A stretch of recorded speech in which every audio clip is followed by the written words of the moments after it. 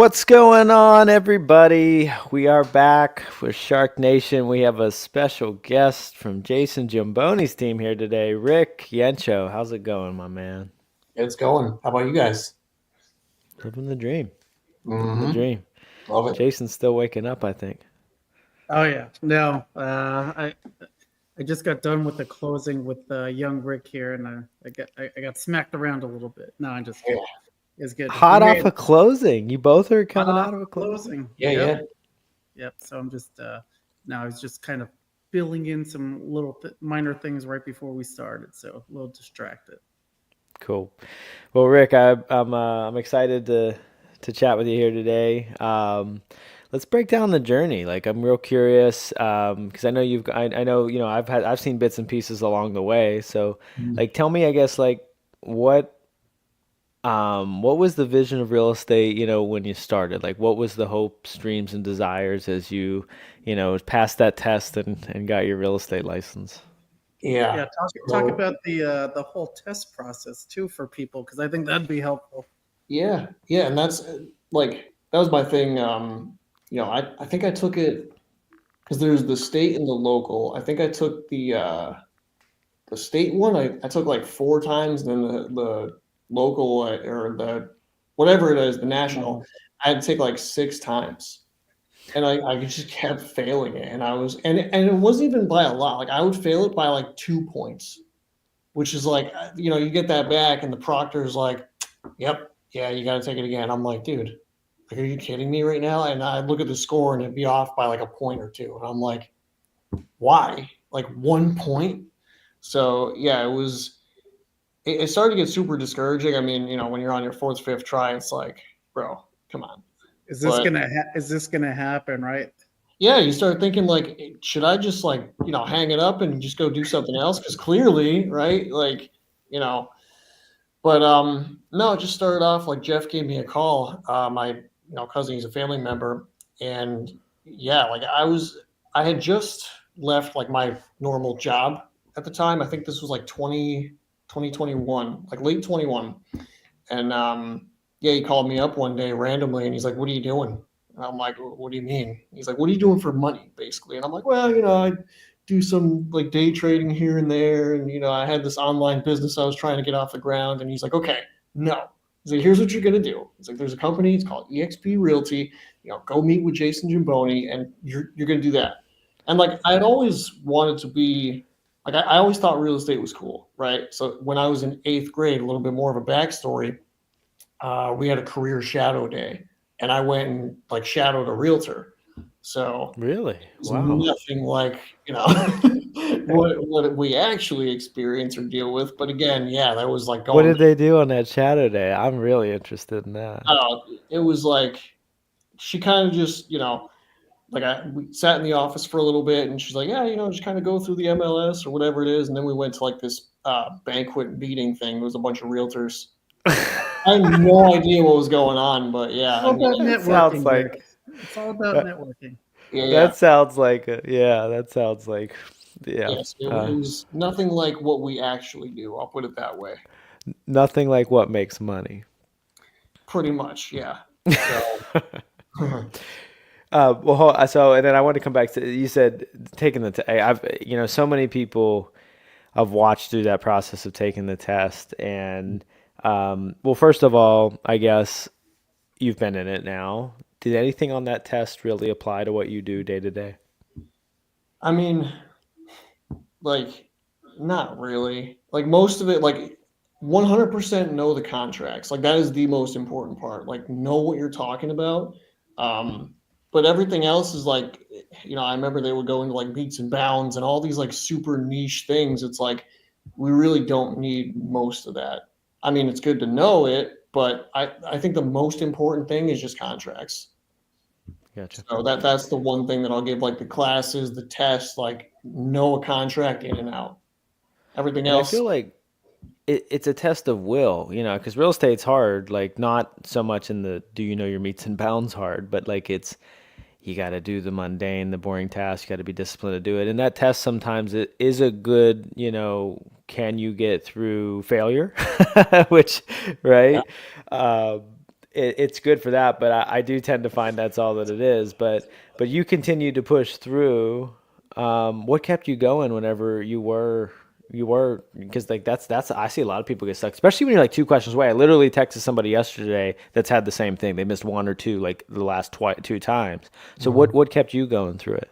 And real quick before you answer that, I deal with a lot Fucking of that Jason. same stuff. I'm jumping in. I'm chiming in. Always, What's I up? am. always I'm chimer. I'm a chimer.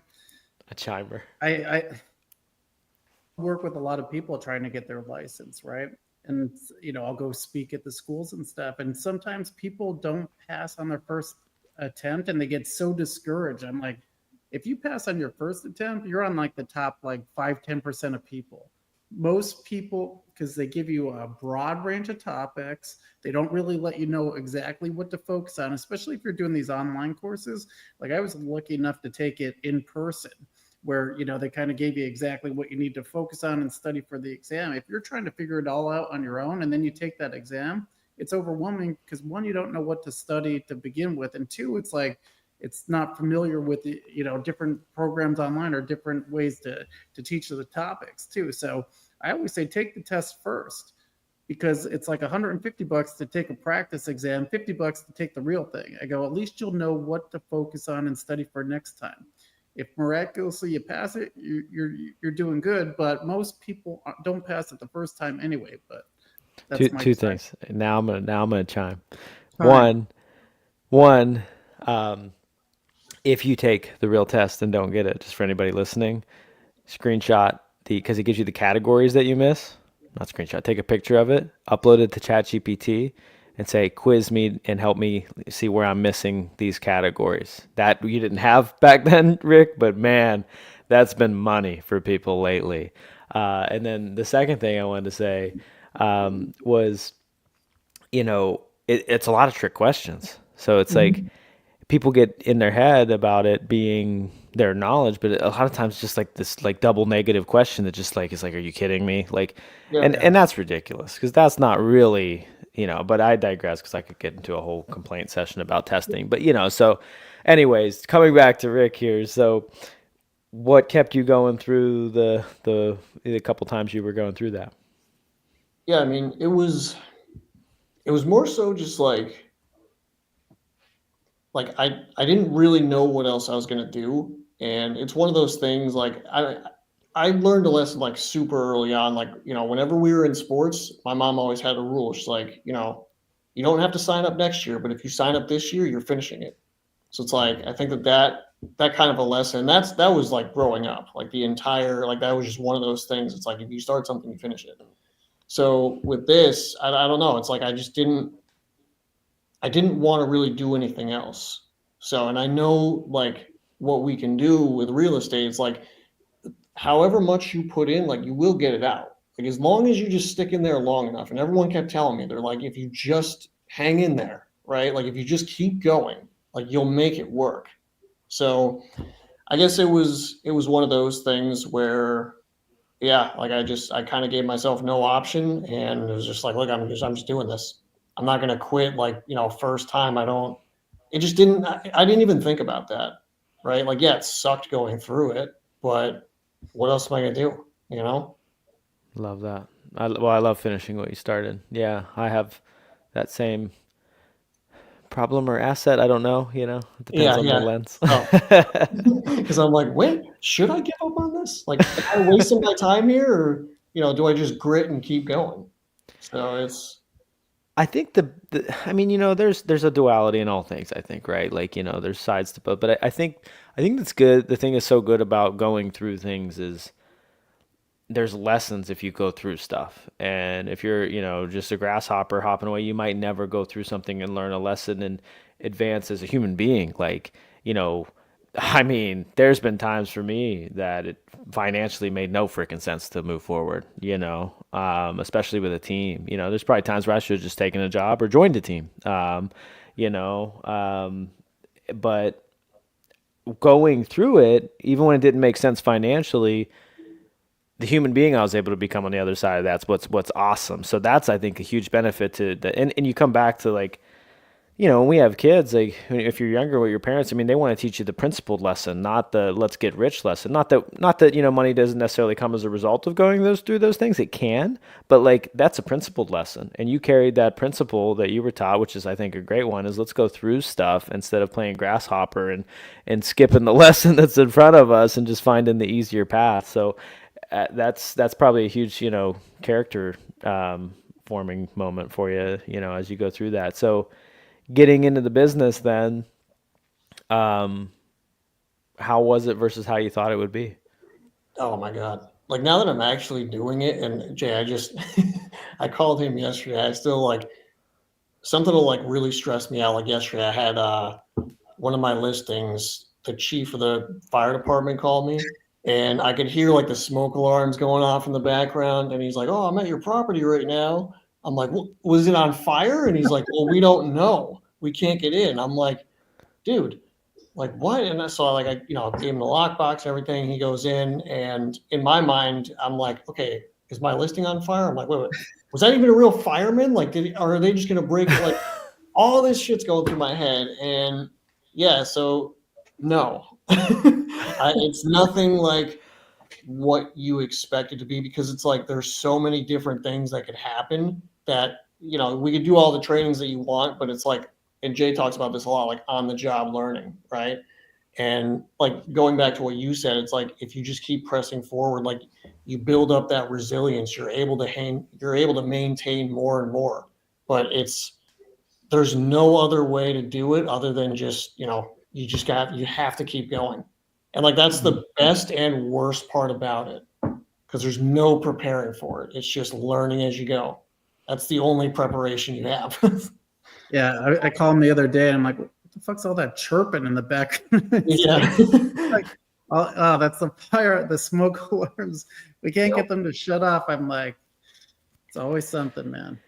So when you got in the business, you weren't on a team, right? You started solo, No, I joined because when or you Jeff did join? told me, he's like, yeah, like go talk to Jay. And I was like, okay. Oh, And so you joined Jason right out the gate. immediately, yeah. Well, because I always think of it like, look at, I don't know what I'm doing with this. So I'm going to go find someone who does, and I'm just going to fast track my way to success, right? Why would I try to figure it out on my own? Like that just seems like it would take so much more time. And granted, yeah, it still takes time regardless, but go learn from the people who are doing 50, 60, 70 deals a year.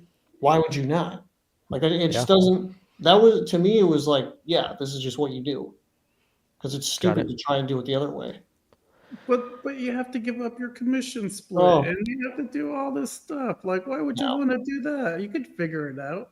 Anyone like, because I feel like I hear that a lot too. Well, I don't want to give up my commission. Okay, well, then, all right, so you go pay for the platform, you go pay for follow up boss and leads and all the other nonsense that you have to deal with. Like, I don't know. That's something where I don't get that. Like, I'm okay with giving up a little bit right now so I can learn.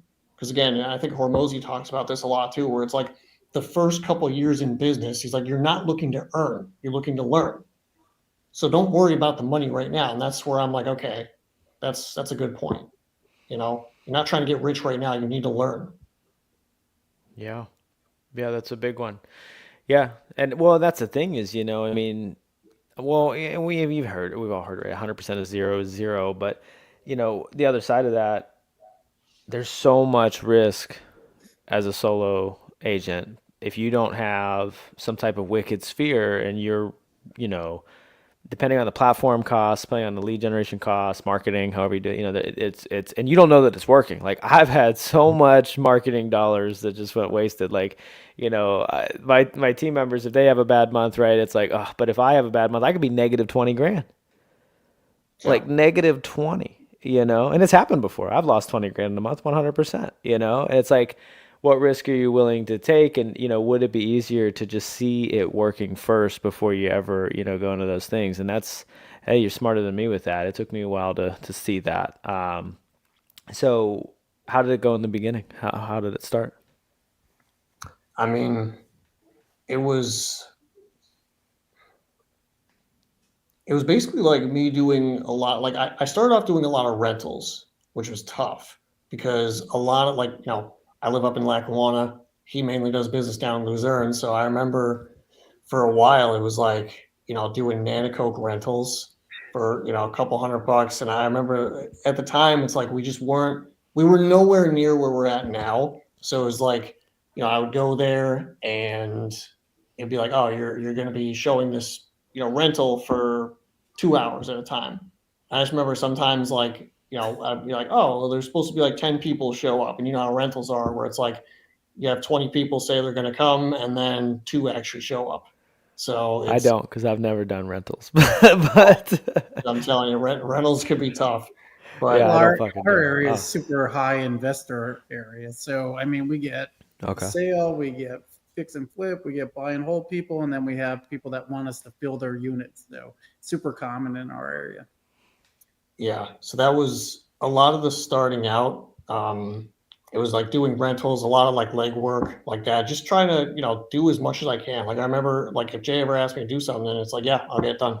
That was always like, because it's like I feel like that's the approach that you have to take with it. In business, whatever it is, if it's real estate, it doesn't matter. It's like you just whatever opportunity you have in front of you, it's probably good to take it because you have nothing else. So I think that was my mindset with everything. So as much as I was like, oh, I really don't want to drive 45, 50 minutes right now to go to a rental and sit there and then no one show up. It's like, that's discouraging, but you build it up, you learn from that, and you're like, all right, well, I don't want to do that anymore. Well, get it together, get more deals going. Yeah, that's one thing I don't think we talk about enough is like, I think about a lot of the newer agents that we've gotten, and of course, we want to make things easier each agent that we get. Not easier, but like, less dumb tax to pay. But there's still some level of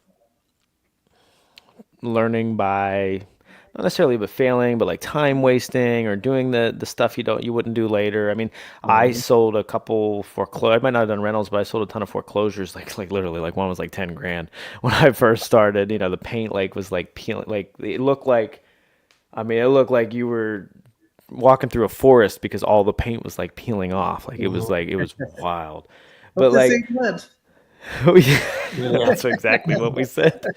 But I think like Jason I know I have Rick, you clearly have, like we've all gone through that period of like freaking grind, and just just failing forward, just doing Mhm. some shit, doing some dirty shit, to learn. And I think um because everybody wants to get in for freedom, so they don't think that and working weekends is even like a what, but shit, it wasn't just working weekends, it was showing those houses that the paint was peeling, it was doing the rentals an hour Mhm. away, this or that. I mean, it's you put in that time, and I don't know many people that have found success without some form of that. No, to me that's like that's just paying your dues, because it's like if you don't, I don't think that I'd be able to appreciate where I'm at now if I didn't first see like how low you could really get with it. You Hmm. know, I feel like it's important to see that and to waste your time and to be sitting around because you learn those like every single time I've had one of those lessons where it really sucked and I'm like I hate this right now. My next thought is I'm never going to do this again. How do I get out of this? How do I move forward so that I don't have to deal with this anymore? Because I don't like it. So that was I think it's super important to learn that. And then again, it's like just keep going, you And how know. long have you been in the business? So I got my license in May of 22. So okay. going into my third year now, June 1st cap date. And I've seen a rise with you, and and what's interesting is I've seen some agents that do get it easy in the beginning. Right? Maybe they have a good sphere of influence, and just I've had an agent sell 6 houses in their first 30 days. And they're not in the business anymore. Um, it's interesting how that works. It's like you get spoiled, and then you don't have that resilience built up.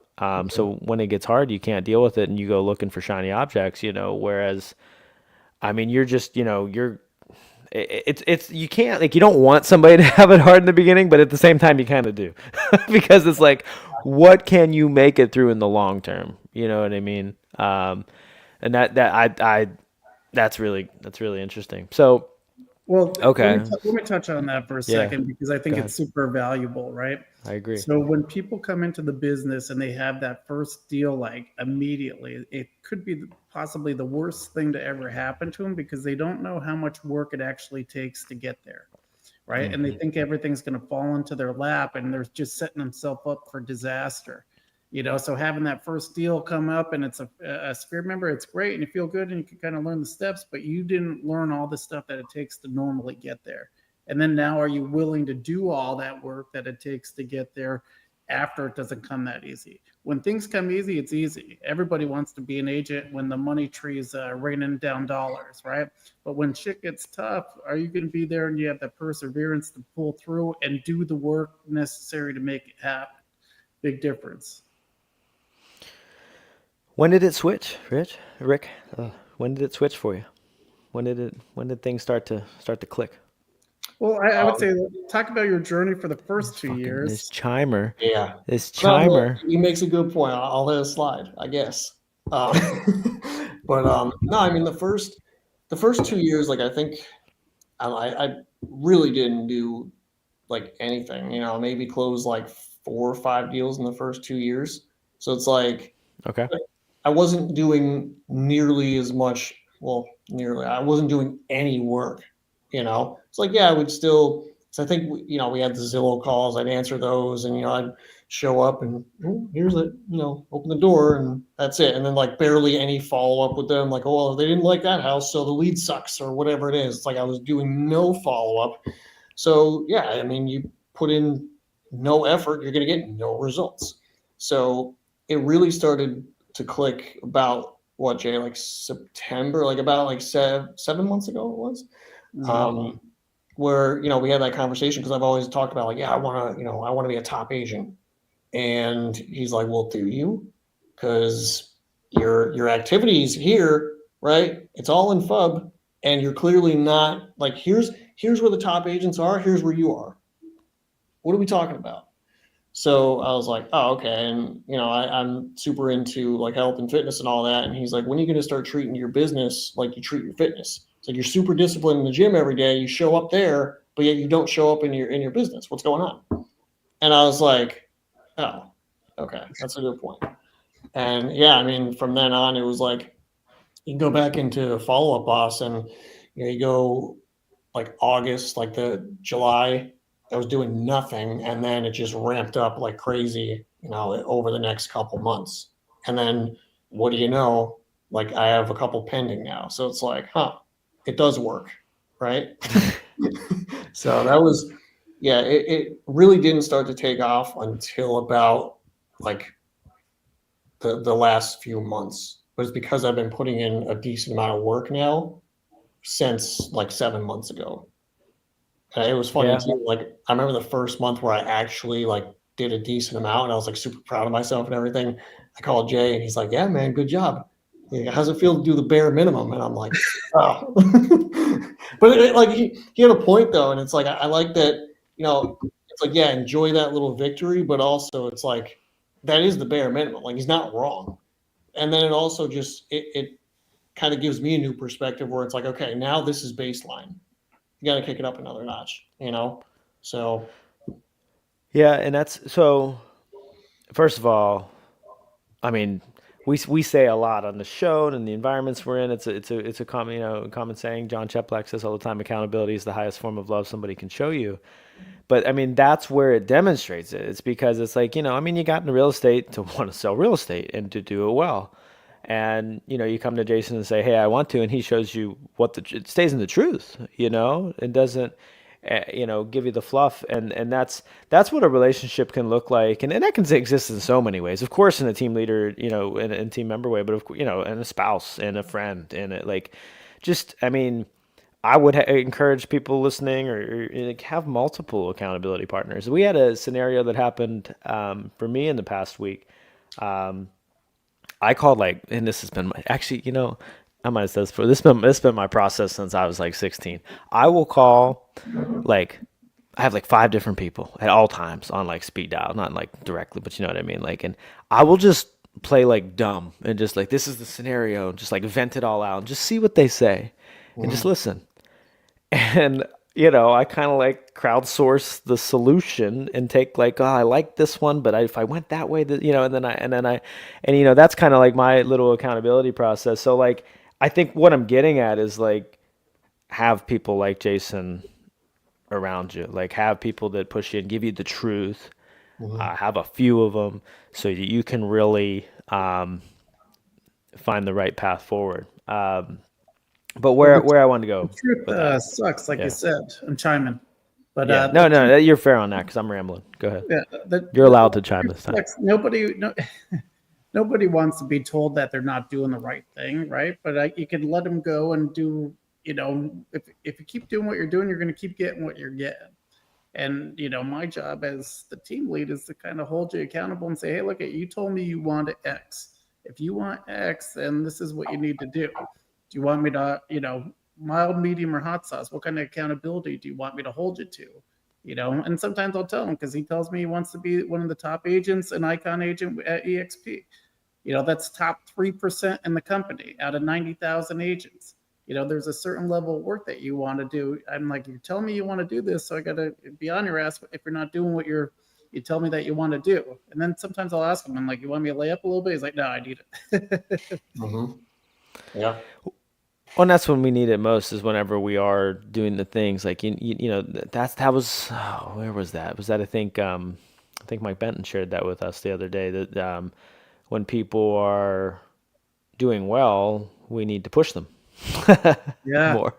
yeah, And when people aren't doing as well, we actually need to give them more grace to get back in the game. And we probably do that conversely because you're like, you're not doing enough. What the hell? But you got to give people grace to get that comfortability to be open and be coached. And then as they get to doing the thing, then you need to push them to get more of the thing. And it's funny how often like I sit here on a podcast and preach all this consistency and discipline and blah blah blah blah blah. And there are weeks where I'm like, wait, what about this thing? What about that thing? Right? And I've gotten smacked back like, whenever you did those deals, did you make calls and did it work? Well, why don't you do more of those, right? It's like, Yeah. oh yeah, never thought of that. But so you saw the work directly correlate to more deals. Yeah. Yeah. And I know it's like such an obvious thing, but it's one of those things where, when you actually experience it, then you're like, oh, now I like someone could tell you like, hey, make X amount of phone calls at a certain rate of conversion, like you'll most likely have X amount of deals. Oh, great. Yeah, that makes sense. But until you actually do it, you're like, oh, now I understand exactly, what it takes. And even, going back to like that balance of like pushing someone further or knowing when to like kind of lay off on them, like that's definitely tough. But I don't know, I think that it's better to be pushed even further because every single time that I've been at that point where I'm like, dude, I feel super overwhelmed, and like I call him out about this all the time. I'm like, I'm feeling super overwhelmed right now, like I don't like this. I'm just, I gotta get everything in order. And he's like, no, no, no, just keep going forward. And it's weird because when you're like, okay, yeah, and then you start doing even more, it's like, again, you build up that tolerance so then you can then handle more. So I noticed that with myself recently where I started gaining traction and I was like, whoa, like this is a lot, right? And I'm still like, I'm not perfect at it. I'm still getting used to it. But again, it's like, you know, you can handle a lot more than you think you can. That's what I've been realizing lately. So I think it's important for people to not lay up on themselves, just to keep going forward. That's it. And I think a lot of that has to do with the environment or even maybe the society that we're in where it's like I'm not there's a space for it depends on what's important to you, but there's not I don't think I experience in a lot of environments as of the last 5, 10, 20 years that hard work and high level of achievement is as valued as it has been in the past. And if that's what you want, like if that's what you value, like sometimes you're like looking for that permission for like, you know what, no, it's okay to go harder because if you see somebody else that does is pushing you to do that, and you're like, oh, I can want more. Like that's okay. Like, Mhm. I know the coaches that we've had, Jason, like, I think when you see that we think we're doing a lot, and then when they're doing 10x more, you're like, Yeah. it's okay to do more. It's okay to work harder because I want this thing. I freaking want it. You know what I mean? Like, I like playing video games, but you know what? I like freaking achieving stuff a lot more than just, pixels on a screen, you know? Yeah, And that's sometimes we so just need good. that permission, right?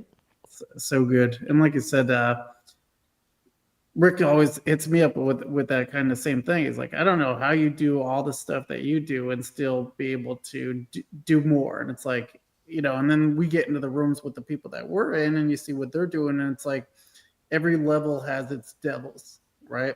So Mhm. there's just a different game each time you have to get to the next level. But no, and like I said, everybody's in a constant growth state. Sometimes in society, like you said, Chad, it's like, oh, we look down on people that want success, but it's like, dude, you get one shot at this. I don't want to be mediocre. I want to go for, live an extraordinary life and help as many people as I can. Like, why waste it? With by being comfortable. Those best stories that y'all tell everybody at campfires or whatever are not from sitting on the couch. No, I thought about that the other day too. With I think I was like I was on Bright, and I was looking through like some of the listings in Philly and everything. I'm like, dude, that's going to be such a pain in the ass to have to learn all that. And I'm like, like should I just stay in this area? Because like ultimately, like we were talking about that the other day, like going down there and being in Center City. And I started getting in my own head about it. I'm like, it's like that's a lot of work. Do I really want to do that? And then I gave myself another couple seconds. I'm like, well, that wouldn't be a cool story, right? It's like that's what you've been wanting to do. So it's like, yeah, you're gonna have to learn it. It's gonna be probably rough, but again, like that's what you want to do. So don't get discouraged. Well, and then we judge the work before we even do it, and I do. Exactly. That's what I was doing. Like, I do too. Like that's gonna be a lot. Like it's like what's a lot of work? Like, I don't know. I mean, we're not out sweating our ass off in the heat, like in a like Yeah. steel mill or something like that. Like I mean, like I think about this a lot. Like 100 years ago, we wouldn't have any of the conveniences we have today. So like, what's really hard work, and it's like maybe let's say it after we've experienced the hard, not before. And I'm telling myself that. Well, Um, I think it's a good analogy that I heard is choose your hard. Mhm. What what's hard? Not being able to pay your bills. What's hard? Not being able to, pay your rent. What's hard? Not being able to put gas in your car. Or what's hard? Making your calls every day. What's hard? Following up when you know you're supposed to. What's hard? Driving 50 minutes to go hit up that rental so you could learn something new, right? You have to choose your heart in life because there's going to be hard no matter what. Nothing's easy. So choose your heart. I was gonna remind myself of that too, because like my every job I've had up until now is like, factory jobs. Like I remember working at a distribution center and it'd be like, 90 degrees in the building and you're dragging like I-beams and pallets and all that kind of stuff. It's like that was pretty difficult work, right? To make no money. So I always gotta check in with myself and be like, well, you could go back. Remember what that was like? Not fun. So make your calls. Well, to touch yeah, on the man. calls, and I think I don't want to gloss over this. So you finally start putting in the work around September, but you didn't Mhm. start seeing success until around December and January, right? Yeah. How did you get through that period between just starting to put the actual work in? Because what you were doing is what a lot of brand new agents have that struggle with. Starting to do all the work, but they don't see that instant gratification, the instant results. How'd you push yourself through that and talk a little bit about that process? Yeah, I mean, that's a super uncomfortable place to be because it's like you had that good term for it, like the messy middle, right? Where you're doing all this stuff, you don't know if it's going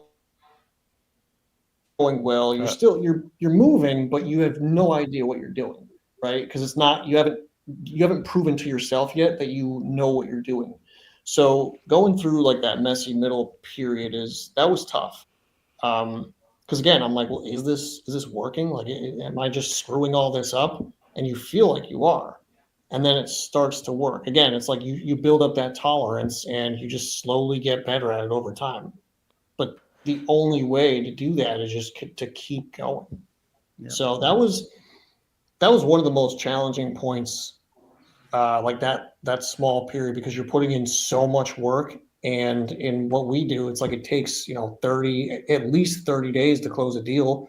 So, and that's once you're under contract, not to actually get someone who's maybe they're in the nurture phase or whatever it is. I mean, it's rare when you find someone who's like, yeah, I'm looking to buy a house this week, and they're actually serious about it, and their pre-approval comes back, and everything's great. It's like when you get like, that's a unicorn. I only want good leads. I Yeah, only want good leads. give me all the good leads, right? It's like, That's what people think when they get their license. They think that people are going to be there and it's just going to be ready, willing, able, buying and selling. And all you have to do is just do it and you get paid you just immediately. sign some papers and great, $10,000 check, fantastic. No, With so legal agents, I had the conversation with from boot camp. It's like you have to stink long enough to get good at it. You're not bad at it long enough to get good at it. So you have to get your reps in. I can't do your push-ups for you.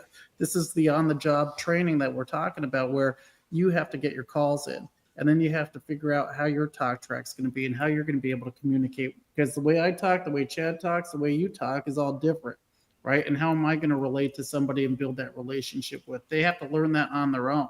And then we can tweak things, fine-tune things here and there. But if you're not doing your push-ups, you're not doing the work, I can't help you. You need to do the activity first. So, Yeah, no, it's, and for me, what always hits home with people to make that actually uh, resonate is I'll shift. Like we'll be talking about, this and that, and we're going to do this in real estate. And then I'll just cut it. What sport did you play growing up? They're like, what? What do you mean? And let's go there. Rick, what sport did you play growing up? football. Football? Okay, great. The first time you stepped out on the field, did you know all the rules, all the techniques, all the plays, or did you just get out there and fumble forward? Yeah, you just go out there and just do your best. And you sucked at it, and you had coaches, and you had the awareness of failing, and you grew through that, and you learned the rules, right? And you learned the plays and the techniques, and you learned the skills, and you developed them by taking action. It's like you're not going to learn to ride a bike through a webinar. Like go and if you don't believe it, go teach your kids on a webinar how to ride a bike. I'm gonna go let mine fall a ton, and let's see who learns quicker. And that's the same. Like that's the same thing, and it's I think that's where it starts to resonate for people, that you have to this. And I think just you were talking about this earlier, but like I think of that Matrix line. It's there's a difference between knowing the path and walking the path, and you just got to walk it. What else are we here to do? I think that there's like going off that, right?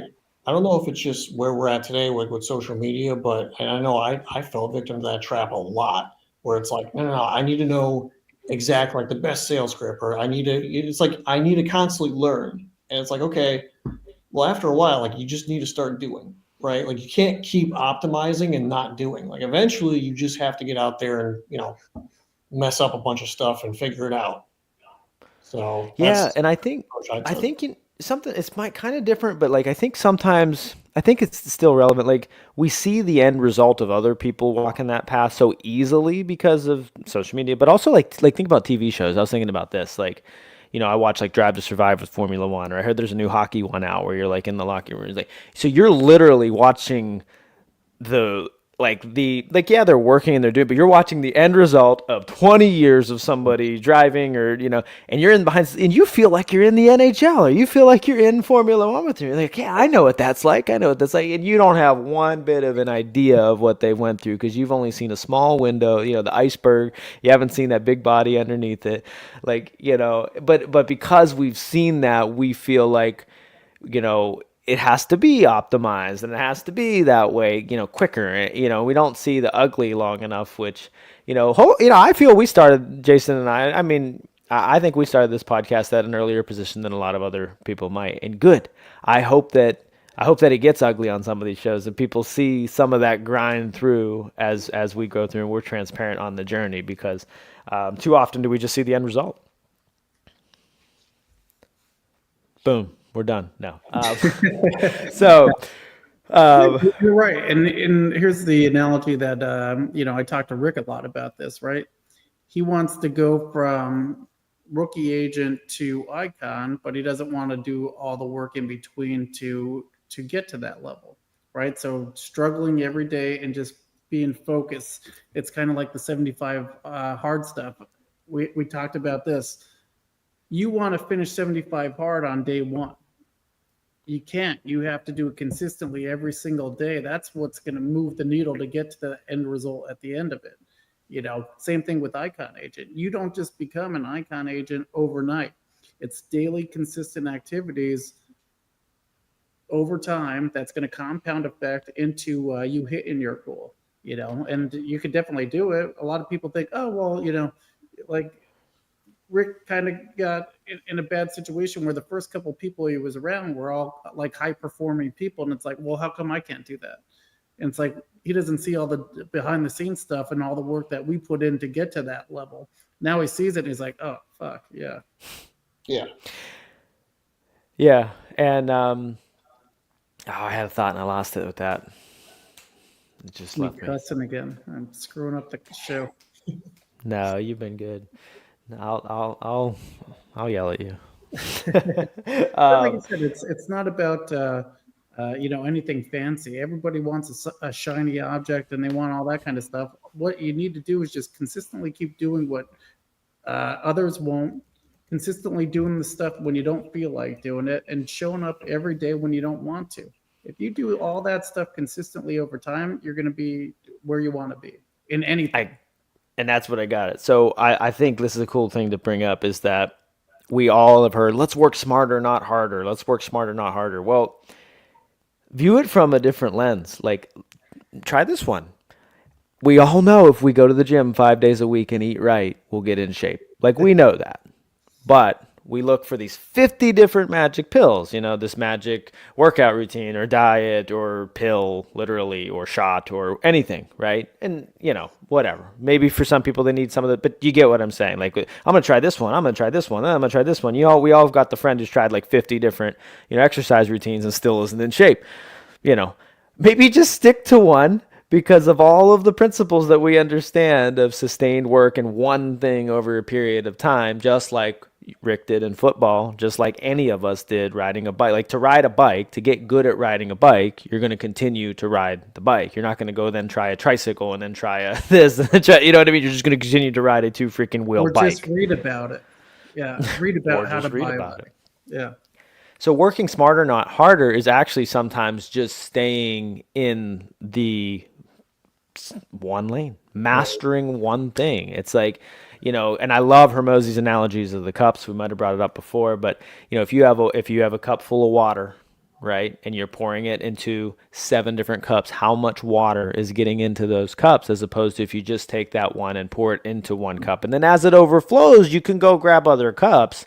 But that analogy is the way to see that, and that's, you think about smarter, not harder, right? How are you going to get the fruits of your labor? Because like, how much we've all seen, like an NHL player has mastered hockey. So like the hardest or the simplest things, they're just, they're smoking everybody. But somebody that dabbles in it, what's that? Not if you're a Penguin. Well, we won't get into that, but the whole point is like we demonize this sometimes too. Like, I remember, I played an adult hockey league, and it's like, well, that guy plays every night, so that's an excuse. Like, no, that's great. That's why he's better. It makes sense. So like, but coming back to the working smarter, not harder. The working smarter, not harder is like, view it in the lens of staying in one lane. Yeah, and I think going back to like what kept me going was like just having that mindset where I didn't want to feel very scattered by trying to do a whole bunch of things. It's like, all right, let me actually just focus on one thing, right? Rather than trying to be a day trader and have an online business and doing this and this and this. It's like, just focus on one thing for a while, okay? And then when you actually exhausted that, then all right, well, you really tried then. But having your attention, this is something I've realized as I've been getting older. I say older, but um, yeah, it's like you need to just focus on like very few amount of things and get really good at those. So, because I always like the idea of being able to multitask, right? Now I hate it because I just want to focus on a couple different things, and that's it. Same here. And then I heard something very interesting about trying. You know, the word trying, or you know, I'm trying this and trying that, or I tried this. Is that word, like what we're doing is we're hedging against failure because we don't want to fail. Like we're embarrassed to fail. You know, and I think that trying is like, yeah, you know, I tried hard, didn't work out because of X, Y, and Z, but like, you know, so we don't, so that failure doesn't embarrass us as bad. But in reality, like, you know, that's not, we've all heard burn the boats. Like, you know, you're all in, you've got to make it happen. It's amazing how many of those stories actually work. And if they do fail, like, if we wouldn't demonize failing as much, the work works harder on you than you do on it. You learn something from that and you carry it into something else. Like, and that's how we learned in football and baseball and all those sports. Like we failed our way forward. So I think it's another problem is like, you know, we're all pass or fail in our mind, and we hedge against our, you know, potential failures. And if we just didn't hedge and go all in and fail quicker, we'll probably get to where we need to be. But that's hard because, you know, whether it's public embarrassment or private embarrassment, it's, you know, I think that's most people's biggest fears is being embarrassed. You know, I didn't want to wear my softball coach jersey into the gym last night. Brittany's like, just wear it. I'm like, no, I have limits. But you know, embarrassment. I think that's where that part of that is too. But so Well, Rick, so real or quick, you chiming? We got chimer. I'm chiming again. I want to talk on it because I hate the word try. Yeah. You know, when you use the word try, it's a way to get yourself and leave yourself an out, so you don't have to do it. Well, I tried, so if I didn't do it, at least I tried. But if you substitute that with the word commit, right? I'm going to commit to do that. You're more likely to make it happen because you're not giving yourself an out that way. You're giving yourself a way to succeed and hit that goal. When you say, "Oh, I'm going to try it," it's like, well, is that going to work? Yeah, if it doesn't, well, then it's not on me. I tried at least. Well, did you? Because did you commit to it or did you just try? Did you have one toe in or are you fully in? Right? I want to be fully in. It's Yoda. Do or do not. There is no try. Like I mean, Yeah. and I mean, because in reality, that is what it is. Like you can say you're trying, but you just nope, you did it. You did it half-assed, and you did not do it. That's what happened. Like you know, if Yeah. we're cutting the word try out, it's like a half measure, you know, and it's just not staying in the truth enough. And yeah, it's a big one. And even in my absolute hatred, least favorite Star Wars movie of all, Episode 8, which shouldn't have been made. Please don't get me into that. My nerd's showing right now. But Yoda had a line, you know, failure is the greatest teacher. You know, you can, and we all know wise Yoda from Star Wars. Well, listen to some of the stuff he's saying. It's surprising how well it actually applies. Um, so, nerdisms of chat aside, Rick, where are you going from here? Um, just keep going forward. Icon, you know, that's the only way. And that's what I want to do, you know. And going back to the whole try thing, like Jay and I have talked about this a lot. Uh, it's exactly. I need one of those. I need EXP to mail me one of those. So yeah, I've been working on eliminating the word try because again, it's such a like weird wishy-washy where we're, well, yeah, I tried. It's like, well, did you? Did you It's a actually? Because I call myself out on that all the time. Even if it's like working out in the gym, it's like, yeah, I tried to have a good workout. It's like, but I know in my mind I could have went harder. And that's the thing. Maybe no one else will know, but I will. And that to me is I can't. Yeah, that's tough to deal with. So I've been working on replacing try with like, all right, I'm committing to this, and I'm actually going to like do everything that I need to do. It's tough. It's not easy, and there's plenty of times where I continue to just like, miss out on the work that I was supposed to do or procrastinate, whatever it is. But again, it's failing forward. It's like continuing to keep going.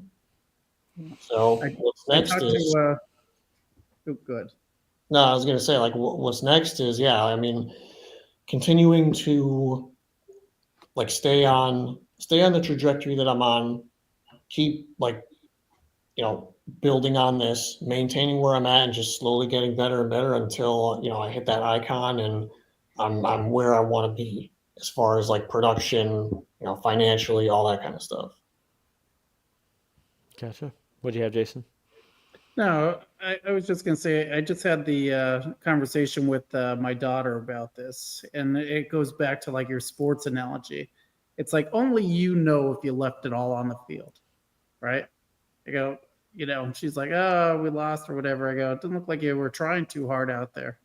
She's like, oh, I was doing this and that. I go, hey, look at if you only you, like you said, Rick, only you will know if you left it all out in the field. Now, if you left it all out in the field and you didn't get the result you would, that's when at least you could say I tried, right? I gave it everything that I got. Might not have got the result I want, but there was nothing else I could have done. You don't want to end life and have that in the back of your mind where you're like, what else could I have done? Oh, I wish I did this. Live your life. You only get one shot. Yeah, and that's the thing for me where it's like those moments where it's been hard in real estate. It's like it's not so much that I need to make it through just financially. I mean, that's a gigantic part of it. I mean, we got to pay the bills, right? We got to live. But the other side of it is I don't want to know who that person is that couldn't get through it. I don't want to see what that failure would look like. I want to see what the person who gave it their all at least look like is what I want to get to. But it's yeah, and I remember so like played hockey growing up. If we lost, I was miserable. Like nobody wanted to be around me. Like I was just like I was very competitive, still am. Um, we had one game where we had a playoff series at home. We playing a team that we always beat, and we lost. And when I came out of the locker room, my parents were like, "Oh God, he's gonna lose. He's gonna be terrible all day."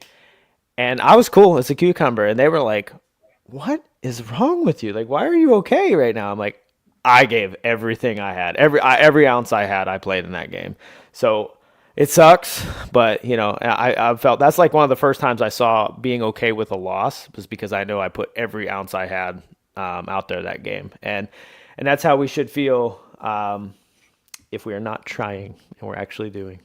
Yeah. For And sure. then even if you like, because even if you lost and then you think back, you're like, well, I was slacking. Like I knew that I wasn't trying hard. Then it like that kind of haunts you a little bit more because you're like, I could have went so much harder. Maybe we would have won, right? Maybe I would have got that deal.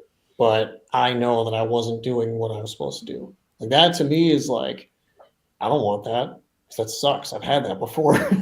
you know, it's such an This shit uncomfortable will feeling because it's like that you have no one else to blame for it, and that's keeps you like, up at night. yeah, yeah, it Mhm. sucks. Like the amount of times where like I call an old lead or whatever who like I had them right, had a great conversation, but just didn't follow up, and then I call them again. Oh yeah, I listed with another agent, and I'm like, okay, I hate this. Like, but again, like whose fault is it, right? It's mine for not following up and being like more persistent, because obviously they were ready to sell. They were listed with someone else. So whose fault is that? Right. Yeah. So That yeah, Somebody, personal responsibility. yeah, somebody's shitty lead is my closing, right? pretty much.